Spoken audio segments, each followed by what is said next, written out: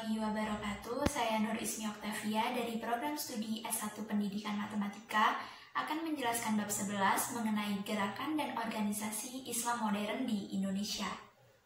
Di Indonesia terdapat 4 organisasi Islam modern. Yang pertama Muhammadiyah, yang kedua Nahdlatul Ulama, yang ketiga Salafi, dan yang keempat Hizbut Tahrir.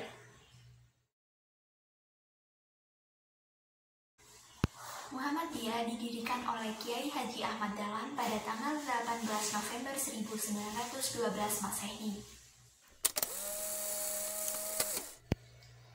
Ajaran dan pemikiran dalam Muhammadiyah yang pertama yaitu mengamalkan ibadah yang secara eksplisit disebutkan dalam Al-Quran, hadis syahih, dan hasil ijtihad dari tokoh ulama pembaru seperti Ahmad bin Hanbal dan Ibnu Taimiyah. Yang kedua, segala hal baru mengenai ibadah yang tidak pernah dilakukan Rasulullah disebut bid'ah. Dari 25 juta muslim di Indonesia adalah pengikut Muhammadiyah dan basis sosialnya adalah sekolah modern, para pedagang, para petani, penduduk kota yang mencakup wilayah Jawa maupun luar Jawa.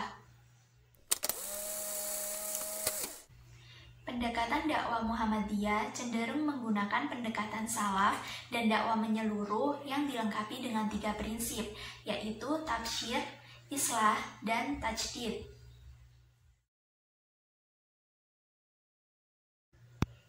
Nahdlatul Ulama didirikan oleh Kiai Haji Hashim Asy'ari pada tanggal 31 Januari 1926 Masehi. Ajaran dan pemikiran dalam Nahdlatul Ulama yang pertama yaitu di samping mengamalkan ibadah yang secara eksplisit dalam Al-Quran dan hadis syahih, Nahdlatul Ulama juga mengamalkan ibadah yang tidak disebutkan secara eksplisit. Yang kedua, mengikuti hasil ijtihad imam-imam mazhab keempat, terutama mazhab Syafi'i. Pengikut Nahdlatul Ulama di Indonesia berjumlah 40 juta jiwa, yang mayoritas berada di Pulau Jawa, Kalimantan, Sulawesi, dan Sumatera, dengan beragam profesi yang sebagian besar adalah rakyat jelata, baik di kota maupun di desa. Dalam berdakwah, Nahdlatul Ulama menggunakan pendekatan kultural. Prinsip yang dijunjung tinggi adalah aswaja. Aswaja yaitu tawazun, tasamu, tawasud, dan istidal.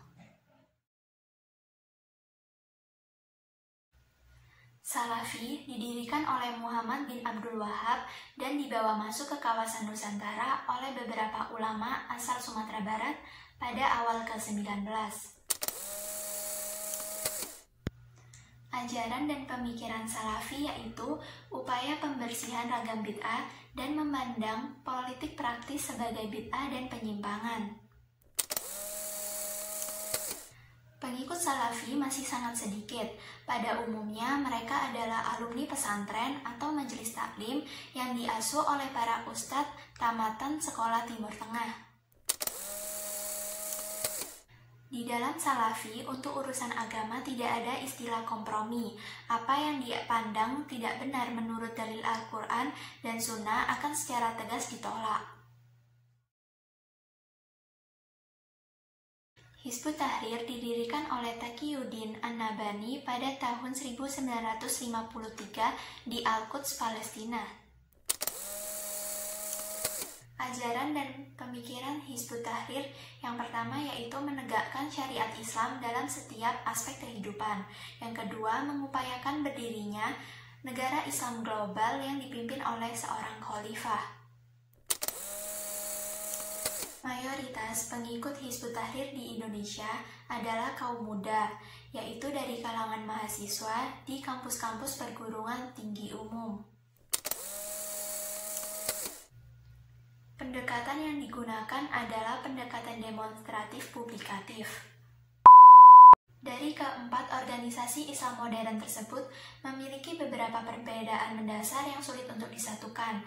Kebanyakan terkait persoalan furu'iyah seperti cabang dan fikih, sementara persoalan ushul seperti pokok dan kaidah hampir semuanya sama.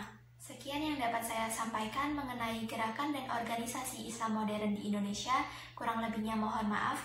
Wassalamualaikum warahmatullahi wabarakatuh.